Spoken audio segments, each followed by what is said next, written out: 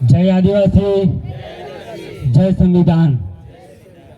આજ પોશીના તાલુકાની અંદર અને કાળખેતરા ગામની અંદર આપણે જે તિલકા માંઝી જન્મ જયંતિનો જે સમારંભ રાખવામાં આવ્યો છે, તો જે આગળ જગદીશ દાદાએ વાત કરી કે તિલકા માંઝી મતલબ જે આપણા મુખી જે વ્યવસ્થા આજે પણ છે, અને એ વખત જે કહેવામાં આવતું કે માંઝી બાબા, એ વખત જે એમની ત્યાં માંઝી બાબા કહેતા હતા, અને આપણે અહીંયા મુખી કે, અને અમુક જગ્યાએ ગમેતી કે, પટેલ કે, તળવી કે। તો આજે જોવા જઈએ તો બંધારણની અંદર જે આપણે બંધારણની અંદર ફંડામેન્ટલ રાઇટ્સ આપેલા છે, જે અનુચ્છેદ 12 થી લઈને 35 સુધીના, તે આપણે સમજવા પડશે। જે આપણા માટે, જે આપણા અધિકાર, આપણા જે સુરક્ષા કરે છે, એને આપણે સમજવા પડશે। બીજું જોવા જઈએ તો આર્ટિકલ 13(3) ક, એની અંદર આપણી જે રૂઢિ પ્રથા, સ્વશાસન વ્યવસ્થા આપેલી છે, જેમાં આપણે મુખી વ્યવસ્થા કહેવામાં આવે છે। તો બંધારણની અંદર સાફ સાફ લખેલું છે કે અનુચ્છેદ 368 મુજબ સંવિધાનમાં ભાગ 3 ની અંદર જે મૌલિક અધિકારોનું સંસદ સંશોધન કરી શકતું નથી। જે અનુચ્છેદ 13(2) ની અંદર, અનુચ્છેદ 13(2) જે કહેવામાં આવે છે કે સંવિધાન પૂર્વ વિધિ, સંવિધાન બન્યું એના પૂર્વ વિધિ મતલબમાં જે આપણે રૂઢિ પ્રથા, એને આપણે ગામે ગામ તૈયાર કરવી પડશે। જે આપણે જે મુખી વ્યવસ્થા મજબૂત હશે તો આપણું જળ જંગલ જમીન બચાવી શકીશું। જ્યાં સુધી આપણે ગામમાં, હર ગામમાં મુખી વ્યવસ્થા ના હોય તો આપણે આપણું જળ જંગલ જમીન ના બચાવી શકીએ। અને ખરેખર આપણી આદિવાસીની લડાઈ શું છે? જે તિલકા માંઝી બાબાની વાત કરીએ તો એમની લડાઈ શું હતી? એમની લડાઈ હતી જળ જંગલ જમીનની લડાઈ હતી, માટી બેટીની લડાઈ હતી। તો આજે આપણું જળ જંગલ જમીન સુરક્ષિત નથી, તો એ આપણું જળ જંગલ સુરક્ષિત રાખવા માટે આપણી જે મુખી વ્યવસ્થા, આપણે રૂઢિ પ્રથા મજબૂત કરવી પડશે। એવી જ રીતે સુપ્રીમ કોર્ટે એક જજમેન્ટ આપ્યું છે 18 એપ્રિલ 2013 વેદાંતા જજમેન્ટ, ના લોકસભા ના વિધાનસભા સબસે બડી ગ્राम सभा। તો સુપ્રીમ કોર્ટે કીધું લોકસભા કોણ? વડાપ્રધાન।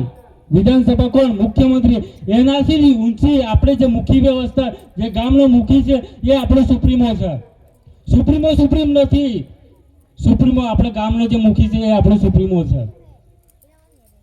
તો જોવા જઈએ તો આગળ જે આપણે રૂઢિ પ્રથાને લઈને ઘણા બધા સુપ્રીમ કોર્ટના જજમેન્ટો પણ મળેલા છે।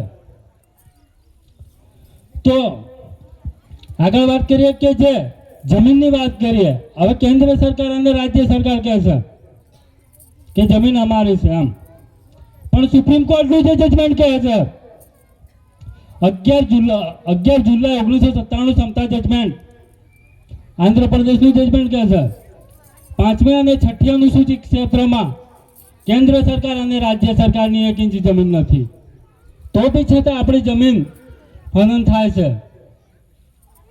કેમ કે આપણે જે વ્યવસ્થા ભૂલી ગયા છે, જે મુખી વ્યવસ્થા ભૂલી ગયા છે, એટલે આપણું જળ જંગલ જમીન લૂંટાઈ રહ્યું છે। તો એને આપણે સમજવું પડશે। બીજી વાત કરીએ તો પોલીસ પ્રશાસનની વાત કરીએ તો પોલીસ પ્રશાસનનો કાનૂન અત્યારે આપણે પર લાગે છે। જે ગામની અંદર મુખી વ્યવસ્થા હોય તે પોલીસ પ્રશાસનનો કાનૂન લાગુ પડતો નથી। જેમ કે બીએનએસ સેક્શન 1 સબક્લોઝ 6 ની અંદર સાફ સાફ લખેલું, જે વિશેષ કરીને સ્થાનીય વિધિ લાગુ હોય ત્યાં પોલીસ પ્રશાસનનો કાનૂન દબાવ ના નાખી શકે। એવી જ રીતે બીએનએસએસએસ જે ન્યાયપાલિકાનો કાનૂન કહે છે કે સેક્શન 1 સબક્લોઝ 5 ની અંદર સાફ સાફ લખેલું છે કે વિશેષ કરીને સ્થાનીય વિધિ લાગુ હોય તો ન્યાયપાલિકાનો પણ કાનૂન લાગુ નથી પડતો। તો આગળ જે જમીન આપણી હનન થાય તો કેવી રીતે થાય? હવે આપણે પડતર જમીનની વાત કરીએ. સૌ પ્રથમ તો જોવા જઈએ તો દરેક ગામની અંદર પડતર અને ખરાબાની જમીન હોય છે, જે ગૌચર જમીન હોય છે.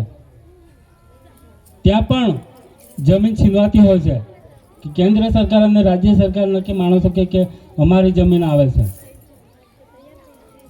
પણ સુપ્રીમ કોર્ટે કીધું છે 28 જાન્યુઆરી 2011 જગપાલસિંહ બનામ પંજાબ રાજ્યનું જજમેન્ટ કહે છે ભારતમાં ગ્રામ સમુદાયોના વિરાસતમાં મળેલી સામાન્ય પડતી જમીન ગ્રામ સભાના અંતર્ગત આવશે.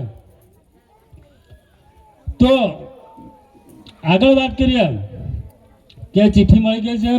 આગળ ઘણા બધા વક્તાઓ છે, પણ મારી છેલ્લી વાત કહીને પૂરી કરીશ કે ખરેખર આપણા ઘરે ઘરે પહેલા તો સંવિધાન હોવું જરૂરી છે. સંવિધાન વસાવવું જરૂરી છે. કેમ કે સંવિધાન હશે તો આપણે કોઈ બી અધિકારી સામે ડિબેટ કરી શકીશું. જો સંવિધાનની જાણકારી હશે, જો આપણા મૌલિક અધિકારો જાણતા હોઈશું, ત્યારે આપણે આગળ વાત કરીશું. જોહાર, જય આદિવાસી, જય સંવિધાન, જય ભીલ પ્રદેશ.